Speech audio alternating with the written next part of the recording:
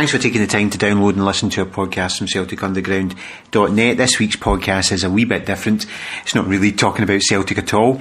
It is talking to our medical guru.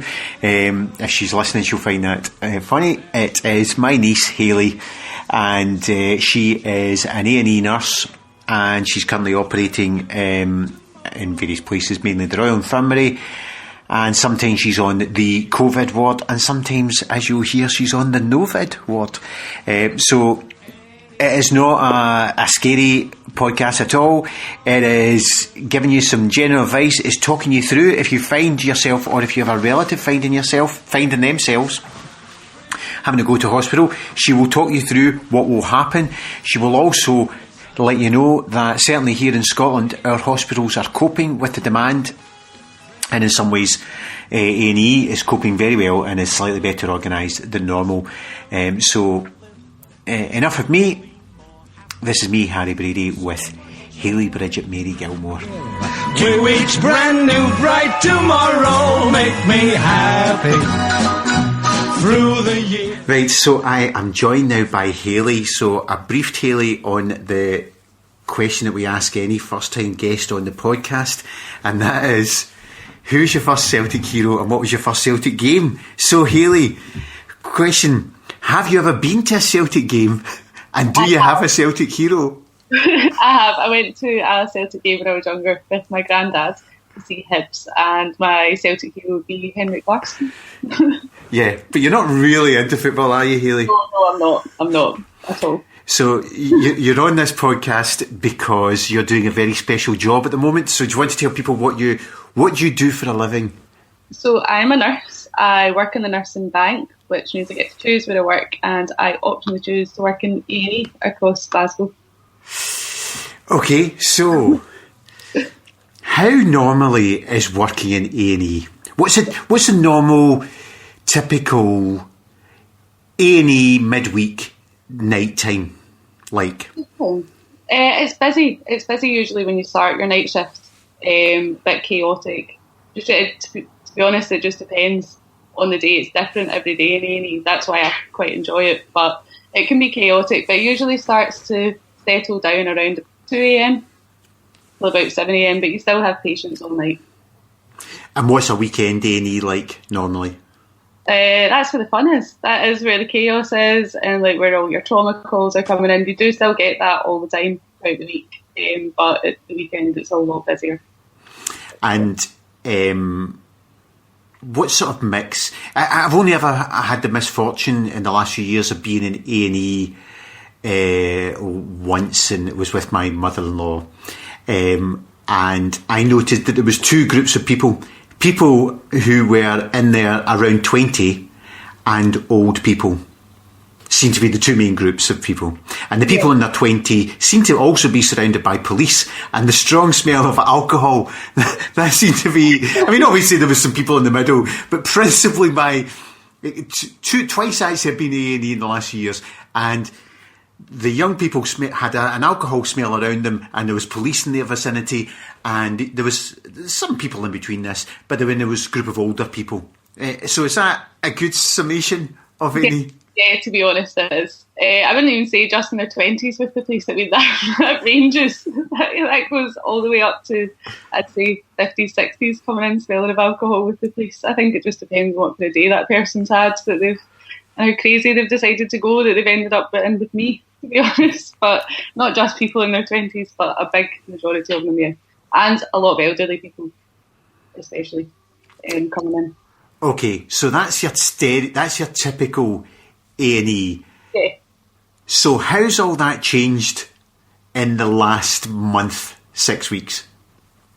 It's changed a lot. We've had to divide the A&E department in two separate zones. We've got Covd and Novid, which I think is an excellent name. Covd and Novid.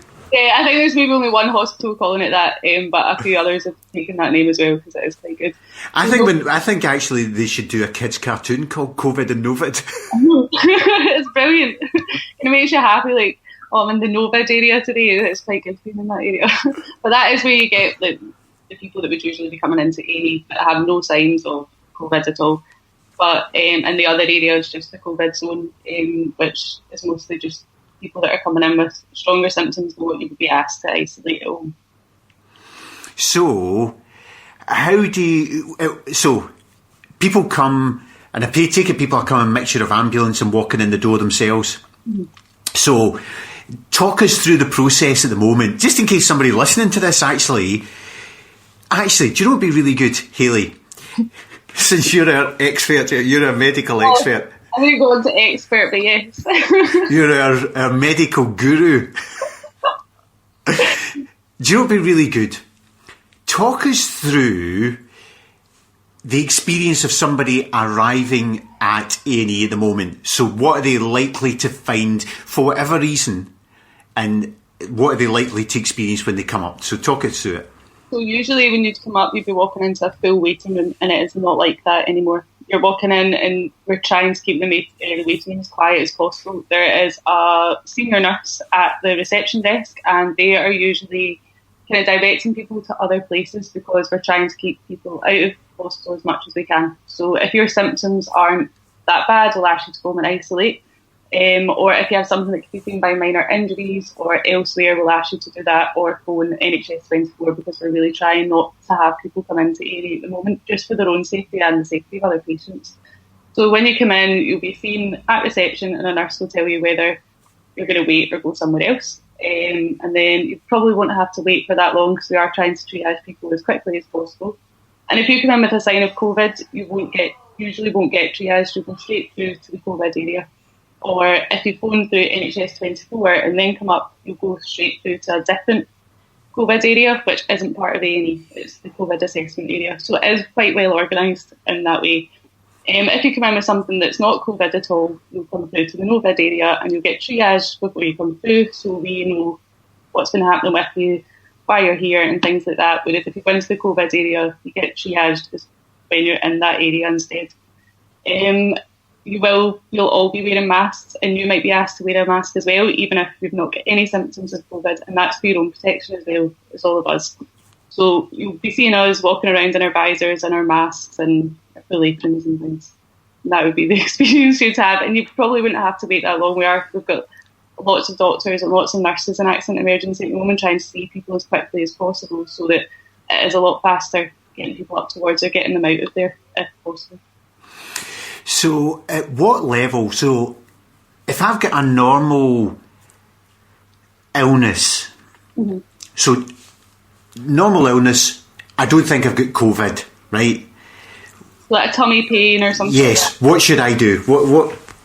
It depends. So usually I would say phone NHS 24 first. If you're in a position where you think you're well enough to be at home but it is really sore, phone NHS 24. But if you feel like I can't cope with this, that's the time that you go to A&E, because we are trying to keep people out as much as we can.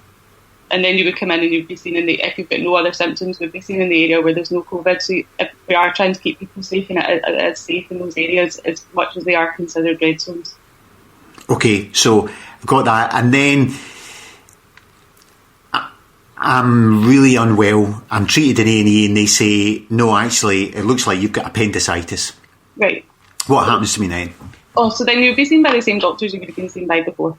Like, we would refer you up to surgical, you'd be seen up there in a ward where they might have COVID patients, usually not if it's a surgical ward, they're trying to keep them all separate. However, they do have people isolating there as well. So you would go up to the ward, be seen by your surgeon, have an assessment on whether you need to go to theatre or not, and that would all be done up on the ward, not so much down in A&E. And do I come on my own? Yes, if you can. I mean, if you're someone that's vulnerable, or you're a carer for someone that's vulnerable, it is important sometimes that you're there, because you can be that person's communication. So, but we are really trying to keep all relatives, all friends, all family away, and it is just you come by yourself unless it's a special case like that. So if I'm the carer for someone who's really, I'm trying to think of an example. Say I was a carer for someone who has mental health issues or some form of disability where they're not very good at communicating or whatever. How long if I'm the carer, how long in the process do I get to stay with the person? You would get to stay with them throughout A&E, and then when they went up to the ward, depending on their level of care, when they go up to the ward, you might be able to stay with them, or you might be asked to go home. Okay. While in an accident emergency, if they have a problem where they can't communicate or they're vulnerable or need you there, usually you will be allowed to stay for the duration of the time really. Okay, so that's the Novid side of things, right? So what if I think I have Covd symptoms, right? At what stage? Because I've read lots of things of people who, you know, part of the reason why they ended up seems to be to a point where they couldn't be, where they ended up dying, was actually because they left it too late to get to the hospital. So at what stage? I don't want to be a burden. I'm trying to save the NHS and save lives. I'm not wanting to be a burden on you. What stage do I then think I need to get to a hospital?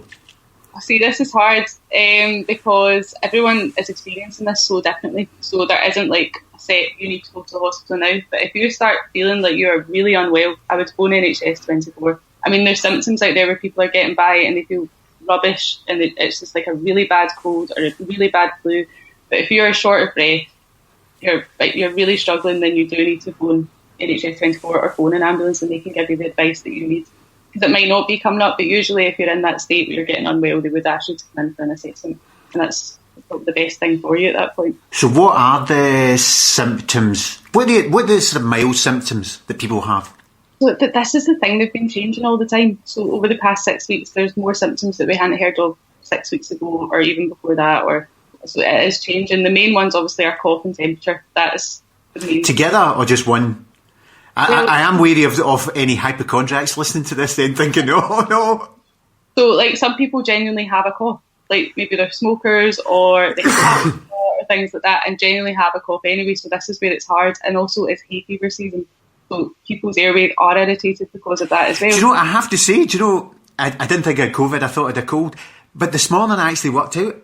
I think at 49, I think I've developed hay fever. You know, it's been over the past couple of years I have as well, but I can go through 1 year where I don't have it, but this year my eyes have been streaming and it's been hay fever. That's been the thing that's been annoying me. to me.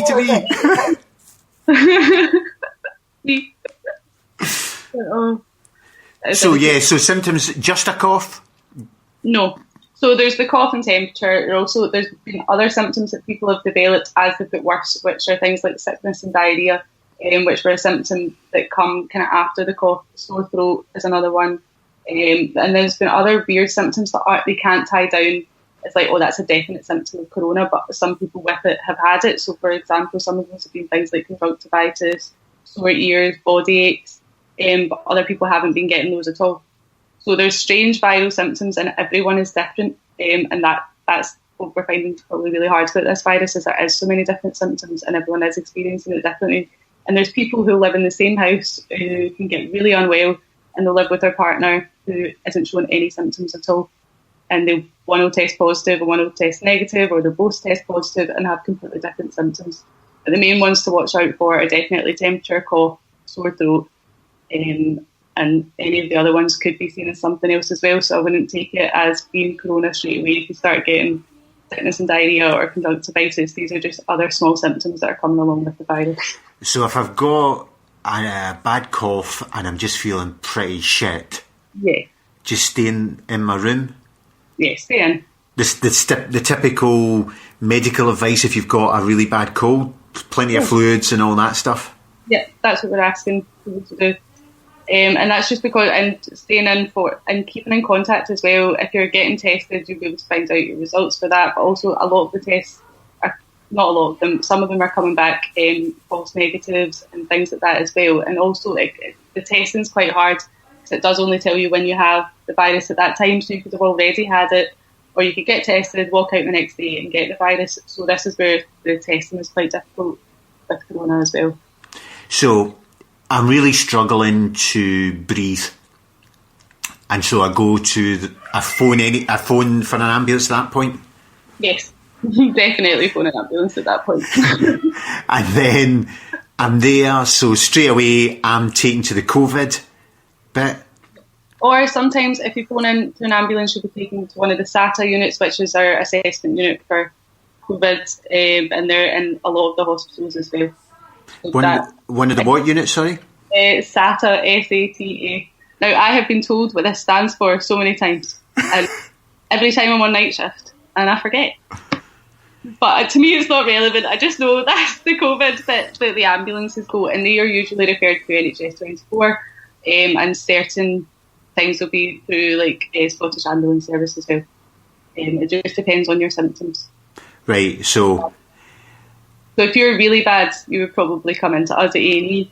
If you are quite bad, but they're able to maintain you, you'd probably go to the SATA unit, and then your care would be decided from there. So is the SATA unit also at the hospital? Yes, so that's just beside us. It used to be places like acute assessment unit that you would maybe go to from a GP referral, are now just Covd SATA units. Ah, right, okay. So I go to the SATA unit. Will I get a test there? Usually, yes. If you're coming in with those symptoms, you usually get a test in the hospital. Okay, so there's been a lot of chat about testing. Uh-huh. Are you testing everybody? So does it feel like to you there is enough tests for you to be able to undertake however many tests you want to take at the hospital? Yes, I mean, it's changed. So at first, when this all came about, we weren't testing everyone, and we had lots of tests available. We then we've modified the test slightly because it's different swabs we can use for it, so we're given just Covd test swabs, and then they quickly ran out and we discovered we could use another swab with the test kit, so there are so many, we wouldn't run out of test kits anytime soon, I would imagine, in our A&E anyway. Okay, so of them. So you've got loads of tests, and anybody that comes in that's exhibiting the symptoms is getting tested? Yes. So if somebody what happens if somebody goes to the Novid because they've got something else, but when they're in the Novid, the staff there suspect that they've got the Covd? So that has happened, and that's normal for that to happen as well, because people are coming in, they're not saying, I've had I've had a cough, or they'll go for a chest x-ray, maybe a routine chest x-ray as we do for most medical patients, and it'll be seen on their chest x-ray that they might have Covd. Usually they would get moved through to the Covd area or straight up to a Covd unit, just to try and minimise the cross-contamination between patients, and then that area that they were in would be completely deep cleaned, and their care would continue for what they came in with, but they could also be treated for corona if their symptoms develop. And how quickly do you get the Covd tests back, results back? Within 24 to 48 hours. Right, so somebody comes in and you guys see them in A&E and the Covd, do you then need to find somewhere to keep them in the hospital until you get those tests back? So if they come into the Covd area, they would automatically go to one of the Covd wards, which have been split across the hospital. Right. So a lot of wards have been shut for elective surgeries that aren't taking place at the moment, and they are now Covd areas. So you would go to one of those wards, and depending on your symptoms, you would either be in a side room or you could be in a cohort room with other patients who also have Covd. Some people are coming in already confirmed Covd from tests they've already had at home, so they would probably go into a cohort room with other confirmed cases. But at the moment, we are trying to keep people who haven't been confirmed safe, but we can't always do that. It's just dependent on bed space, to be honest. But there is enough space between each bed. It's not like they're all crammed into one area. There's more than 6 feet between each bed. Okay, so once somebody's in, so again, I suppose it's because you're watching the news and you're only seeing about the people who are really severe. Yeah, that is one thing, and I think it's really scaring people. The patients that are coming in do seem to be quite overwhelmed. People are leaving other things that they wouldn't usually leave because they don't want to come to the hospital because of what they're seeing in the news right now. So, is there a sort of level of person who's in the hospital who's actually not that... I'm struggling to use the right terminology, but someone who doesn't need to be on a ventilator and they can just be monitored, or... Yeah, we do. We have patients that don't... There's far more patients that don't need to be on a ventilator that are ones on a ventilator. In fact, one of my colleagues who I used to work with in orthopaedics, she recently was tested positive for Covd and was in one of the Covd units. She was not on a ventilator. She was on oxygen. She wasn't on high flow oxygen. Rubbish. She could barely breathe. She barely walked to the toilet. But she recovered within a couple of days and is now back home. So she developed a pneumonia through her Covd, which is quite common, but she didn't need to go on a ventilator. And she has quite a lot of other health issues as well, so it's not everyone is having to go on one. And as much as the ITUs are really busy, I think it is worse in England than what it is in Scotland at the moment as well, from what I'm seeing in the media. So if somebody's severe but not severe enough to need a ventilator, they're just finding it really everything. What's the sort of general thing that's the difficulty for them? Just struggling to breathe? Struggling to breathe, and that makes you panic, that makes you anxious, obviously, when you're struggling to breathe, so it just feels horrible for you, is the only way I can describe it. You're just feeling really tired, just crap, basically, not hardly able to breathe, you're not really wanting to eat much, you're barely wanting to get up and move around, and you can't also, because you're on the oxygen, you're not able to see any of your loved ones. That's another thing that people are finding really hard when they get admitted to these areas, if you're not allowed to see any visitors at all. So I think people are feeling quite isolated and just feeling genuinely unwell. I suppose the other aspect is people will be really concerned that if they're so severe that they're going into hospital and having breathing problems, that they might die. So are a good chunk of those people going in without ever getting to the ventilator and then getting back out like your colleague after 2-3 days? Yeah, I'd say the majority of people are doing that. Right, okay. Which is good. Yeah, because I'm not... Actually, as I was starting that question, I thought, what if Hayley then says, no? They bought their clogs. That would be a real downer on the... At all. And there's many patients that come into us, even in the Covd area, that will get discharged home, to isolate at home once they've maybe been treated or maybe given some painkillers or other things like that might help them along. They'll be sent home. It just really depends on the actual patient, but a lot of people are not ending up in ITU or on ventilators. And is them, I mean, I know that they've not got a cure, but are you just monitoring people, or are you actually able to give people medication which is making them feel better? I mean, yes, we are. So we can give people nebulizers, which is making it easier for them to breathe. In fact, I had a lady the other day that was feeling horrible. She looked well, she'd been going about her business, and then it just hit her all of a sudden, which is happening with quite a lot of people. She became really short of breath. She came into A&E with us, put her on a nebulizer, gave her some painkillers, and within like 10 minutes she was feeling better, just from having just that relief of the nebulizer, just clearing out our airways and things like that. So there are things we can do to make patients feel better, but there is no set cure yet. So it's just managing symptoms as we can, is what we're trying at the moment. Okay, so that's all the punters and the patients. On to you guys. So sometimes you're in the Novid and sometimes you're in the Covd. Is that just a rota thing? Do you get the option to say, I don't want to go in Covd, or how does that work? Because I'm bank, I don't work anywhere full time, so I do have an option whether I want to work in these places or not. However, I feel like we're all in it together, and I always work in A&E, so I'm not going to stop now. There are a few people I know that are really against working in those areas, but most of the people are happy to. Like, we know it's our job. I mean, there are other things that we would like to be better about it, but no one's really complaining about it. The only people that aren't refusing to work but are being sent home are people who are pregnant and really high risk people. But other than that, no, you can't really refuse either. Right. So what are you currently doing? So I work between both in accident emergency. Last night I was in the Novid area. Last week I was in Covd. So it really just, it depends on what day I go in, where I'm going to be. There's a board, I'm bank, I'm there to fill spaces, so I'll come in and I'll work where I need to work that day. What are the staffing levels like? Because obviously one of the concerns is that it's the NHS staff themselves who are the people who are going down with the illness, because obviously you've bombarded by the virus.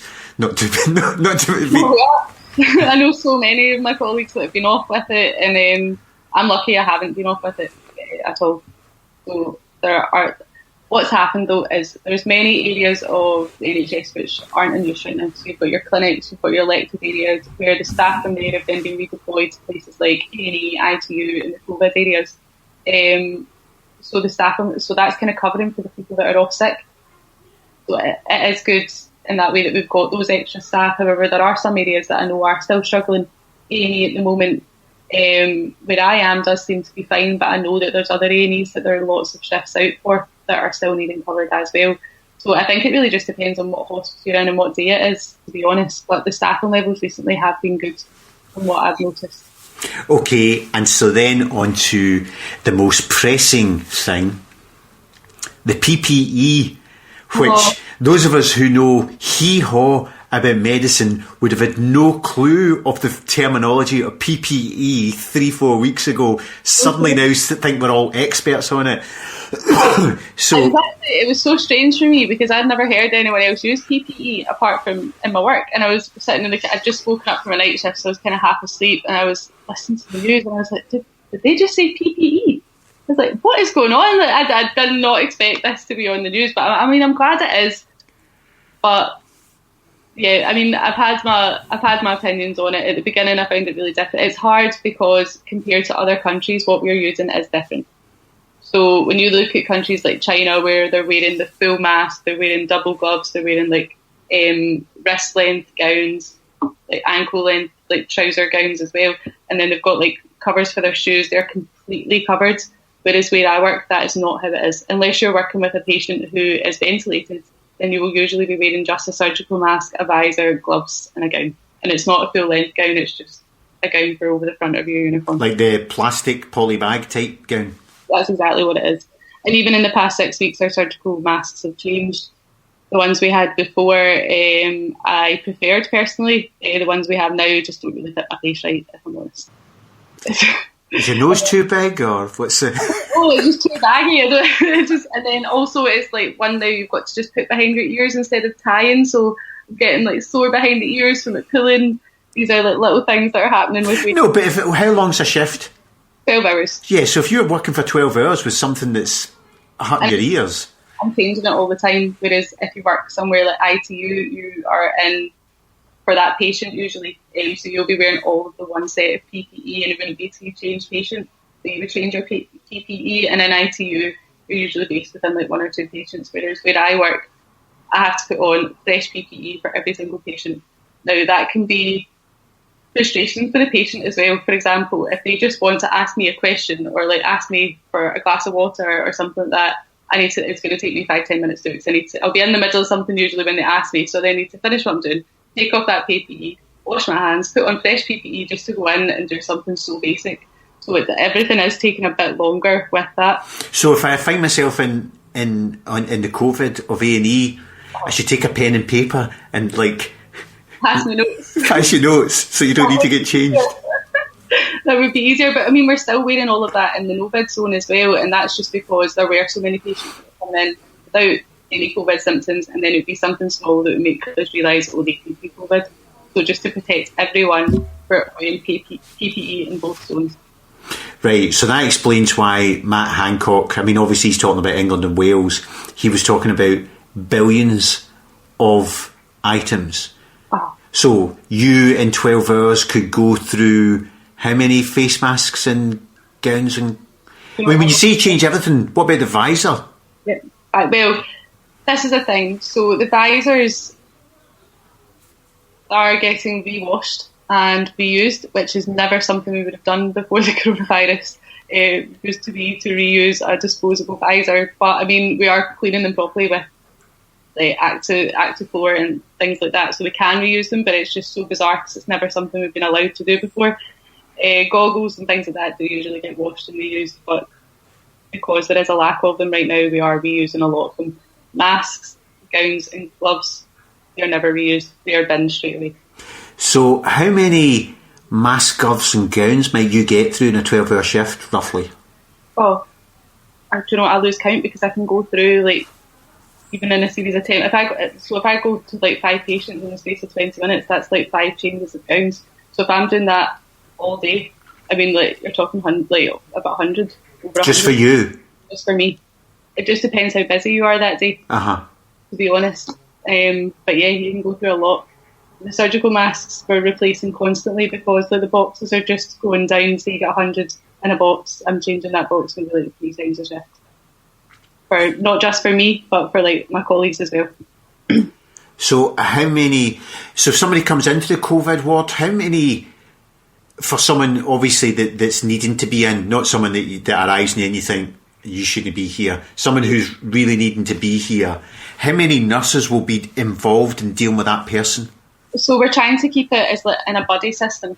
So, and we went back to the old way of calling it a dirty nurse and a clean nurse, which I've not heard since I was at uni. And then when I was in second year, we stopped calling ourselves that, and it became more correct. But now we're back to that. So, unless you're really unwell and you're in resus, then you might have maybe 2 nurses around you and a doctor. However, how we're trying to do it is one person going in, and that's just to limit the risk of infection for everyone else, and probably the use of PPE, because you're having to gown up just to go in and maybe help someone, whereas what we're getting one person to do is go in, do the initial assessment on them, like take their blood pressure, maybe do their bloods and their ECG, and then we're passing that out to the doctor, or the doctor will go in and do that as well. So we're trying to just keep one person at a time, unless it's a job that needs 2 people. So there'll be we're not like taking any paperwork or anything like that in with us. We're trying to keep that all in the clean area. So there's a red tape around all of the bays. And when you're wearing PPE, you've not to go across that red tape, and like vice versa. So that's your dirty zone and your clean zone. Usually someone will stand outside and like write down anything that you need them to. So it is working in a buddy system in that way, which is working really well, to be honest. So obviously all of this has been pulled together in. When did it all start? When did it really kick off? Of we've got a problem here. I'd say definitely before lockdown, we knew we had a problem and things started to change. I can't remember exactly how long, because I just feel like I've lost complete track of time with all this that's going on, if I'm honest with you. But it was definitely beginning of March anyway. We knew things were going to be completely different, and we started changing the areas. Glasgow Royal was one of the first hospitals to start wearing PPE with all patients, and I think it has done the world of good, and other hospitals have followed that advice as well. But that wasn't set at the time across the NHS in Glasgow. That was just our consultants in that department that wanted to do that. So the thing is, things change every day, and at the beginning I was so frustrated. It was annoying. You go in one day and it would be, this is what you've got to wear for one patient. You go in the next day and it's all you have to wear it for all patients, and then 2 weeks later you have to wear a visor as well now. So with things changing all the time, it can be so frustrating, because you're sometimes left thinking, well, so for the past 3 weeks have I just been exposing myself to something because that's not what we were to do back then, but we have to do it now. So it is frustrating for staff, and I can imagine for management as well, because they're hearing one thing and things can change sometimes 2 or 3 times in a shift as to how we do things, new symptoms, new PPE protocols. But I would say that was worse in the first month. Now things have levelled out a bit and we all kind of know what we're doing a lot more. It's a lot more organised than it was before. But at the beginning it was chaotic, and things changed constantly. Now, obviously you've already mentioned that England and probably London is different, but at the beginning of this we were seeing film footage, news footage from Italy and Spain of, people in corridors and hospitals not being able to cope. Are you coping with the level of people? Yeah, I feel like we are at the moment. I do. We've been waiting. I don't know about other people that we're working, but me and my colleagues have kind of been waiting for this great peak that we're seeing in the news in places like Italy and Spain. And I don't know if it's just because we've watched how they've done it and we've learned from what they've been doing, and we are now doing it completely differently. And maybe that's why we've not experienced it in that way. But I'd say it's completely different from how it is over there, especially in Glasgow. And I think it is the way that we are running it that is making it different. We don't have patients lying around in corridors. It's not. But before COVID, we did. It was probably people would sit in corridors for hours, and it was just because we didn't have the bed space. So much effort has been put in to make sure that we have beds for people with COVID, that it is so well organised at the moment compared to how it usually is when we've just got hundreds of patients through the door every day. We've got patients that we know where they're going to when they've got certain things. We're not waiting on beds for as long. There aren't people waiting about in corridors infecting other people. It is completely different from what it usually is. So, parking the obvious issue that COVID's a highly contagious disease, yes. In some ways is it actually better at the moment? In some ways it is. I mean, people, I think because of the redirection system, I think a lot of the time when people come into A&E, it's not through them being there when they shouldn't be there. I think it's through, that is the only place they could go at that time, whereas now we have someone standing at reception telling them where they should be going to get that care, that it is less pressure on the department from people that could be in other places like minor injuries department or going to the pharmacy or going to NHS 24. So it is better in that respect. But but taking on and off the PPE is extremely frustrating. My skin has been terrible. So there's other sides of it as well that are... Are any of your tattoos wearing off, Hayley? No, not yet. I'd be very upset about that. And I have to say though, I haven't been able to get one obviously, and because I know I can't get one, that's making me want one even more. Is there any room left in your body for tattoos? I've got some. I've got arms. You've got your faces left. That's it. I just get a mask on. Yeah, you could tattoo a mask on your face. Actually, would be easier than changing it every 5 minutes. So, have you had many? You said you had a colleague who ended up having to go in. Has there been many colleagues infected? And yeah, most of them though haven't been admitted to hospital. So right. I've worked in, to be honest, I've worked in quite a lot of areas. So I do know a few different people from different areas of the hospital. So I would hear if someone I know was in hospital with it. And as I said, it's only really been one of my colleagues that has ended up unwell in a Covd unit. Everyone else I know who's either tested positive or been unwell has been at home self-isolating and then returned to work. But I don't know if... I think the girl that was in hospital, it's going to take her a lot longer to return to work, but she is getting better now. But most other people are recovering quickly. In fact, I was working with a girl yesterday who had tested positive, I think it was last week, and she was back at work feeling fine. Wow. So, getting back to the busyness of it, they're talking about we've reached the peak. Are you noticing that it's levelled off or levelling off, or is it difficult to judge because they're now more organised? Yeah, it is. It's really hard to judge, especially what was really horrible is way back at the beginning when everyone was scared to come up to the hospital. So it was quiet, and it was this eerie calm before the storm, and we were seeing what was going on in the news, and it was just so quiet in the department. You were barely getting any patients in. This was way back at the beginning. It was just the waiting that was horrible because you thought you knew it was coming and you thought you were going to get this big rush of people dying in corridors and all this stuff. But I don't know what's happened. We've been able to maybe manage it better. We've not been hit as hard as other people, but it has been completely different from what I expected months ago, like 2 months ago. And it has been a lot more settled than I would have imagined when I first got told about all of this. So the temporary hospital at the SEC, do you know if that's operating or not? So yeah, it's open. It's fully functional. I actually don't know if there's patients in there yet because I know it's changed. At the beginning I heard it was for ventilated patients. Now I'm hearing it's for sick patients that aren't ventilated. So I think maybe because we've not been hit as hard as we thought we were going to be, or we've managed it better, I'm not sure. I don't know how often how that is going to be used at the moment. But you're not aware of any colleagues who are now working over there? Or I did get asked to do a 3-month contract there. However, I was happy with working in accident emergency. I didn't want to be going to the SECD. I was going to do a couple of shifts there. I just didn't want to commit to 3 months there. Would it not be easier travel for you without telling everybody who's listening where you live? I work all across Glasgow in all the A&Es. You're super nurse.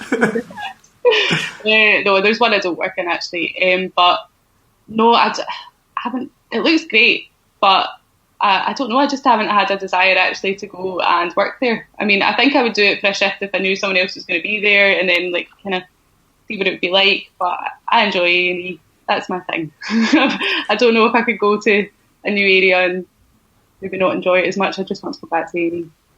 So, how's generally is morale amongst the hospital staff? I'd say it's better now than it was at the beginning.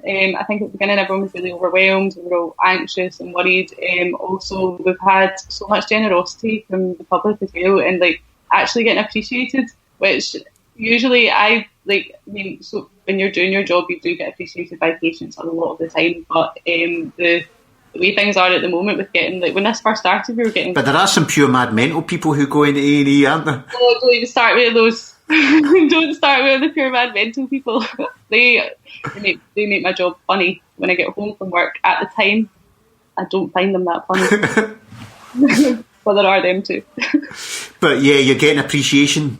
Yeah, so much. Even one of the Celtic players actually donated, I think it was £2,000 to accident emergency across Glasgow, which then went towards a relaxation room, which I use on my break. It's absolutely brilliant. There's been loads of things donated to it. So it's one of our seminar rooms that's now got a huge couch in it, bean bags, fairy lights, just somewhere that you can go and chill out for your shift. Because also, even when you do have a break in the staff room, everyone's talking about it, especially at the beginning, and that's what I think people were finding really hard, is there was just no escape from hearing about it.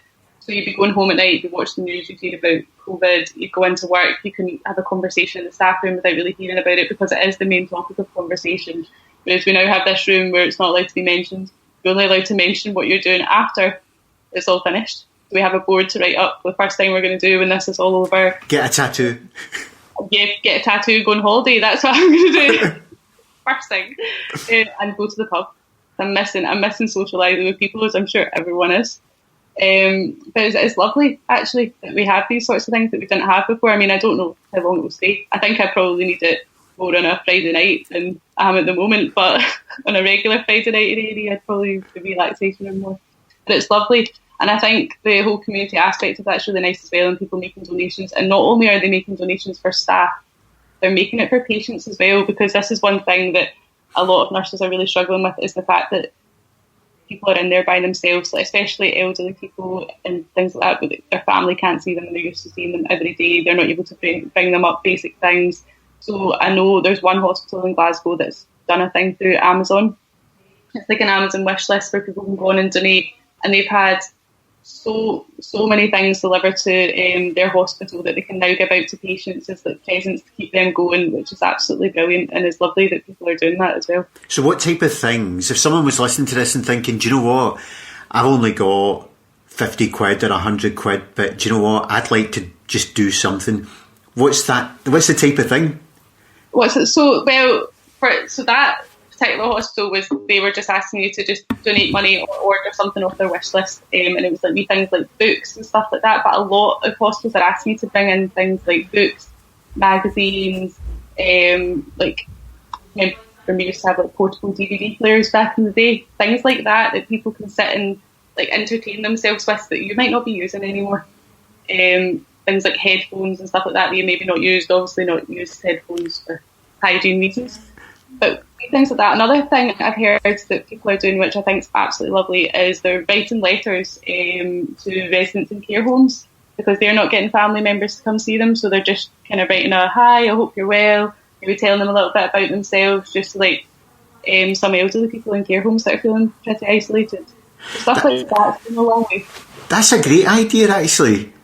Mm-hmm. That people might know there's a care home, and they might know that there's a care home in their general vicinity and the name of it. You could just write a letter, you know, hi, and you can write, actually you could then write anything, because you're never going to face to face meet the person that you've written to. Tell them whatever you want.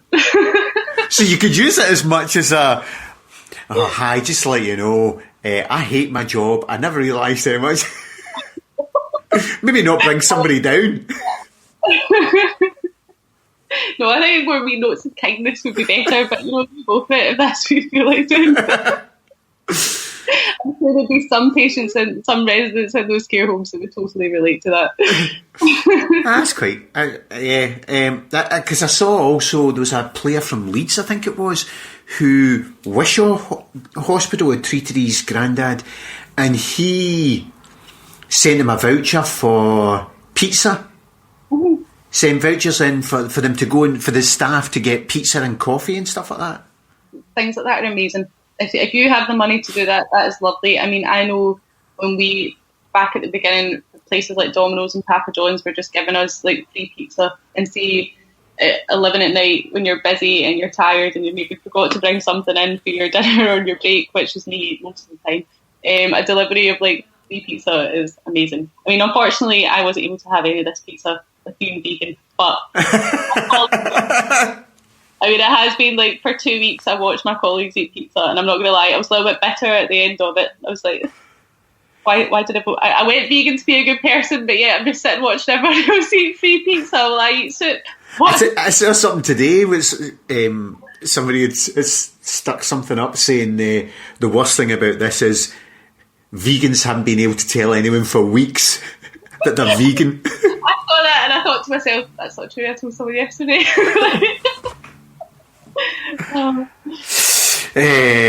Okay, so morale's not bad. everybody, you're coping with it. Yeah. The biggest challenge is the PPE. Yeah, and what's hard about it is you're seeing one country do one thing and we're doing a completely different thing. I mean, we've been reassured so many times that what we're doing is keeping us safe, and we just have to trust that. As much as we might personally feel different, we do need to trust that, or you just don't go to work. They're your only options, really, about it. And how are you coping, Hayley? How am I coping? I mean, I've had my down days or my angry days about it, but I think that's normal. I get that anyway.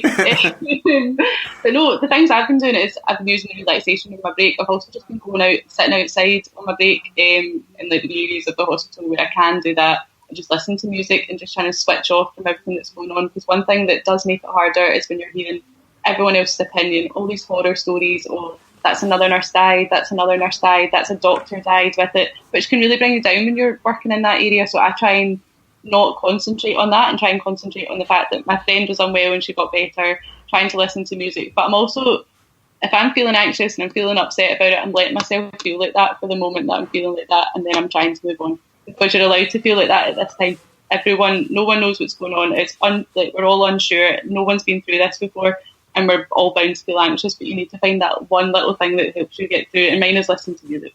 That's what I do. I go off, listen to music by myself.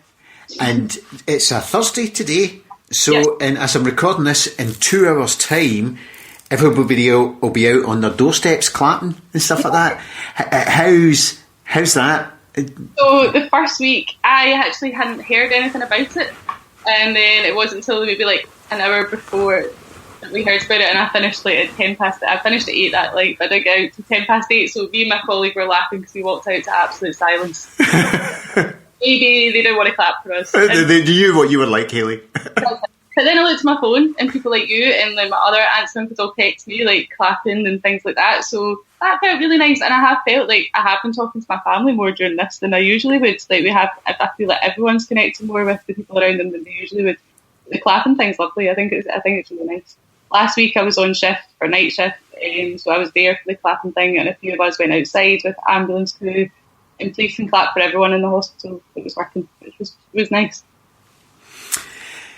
Good. So you're going to get through this? Yeah, definitely. I need to go on holiday. That's all that's going on in my head. I want to go on holiday, see the sun. Where are you going to go?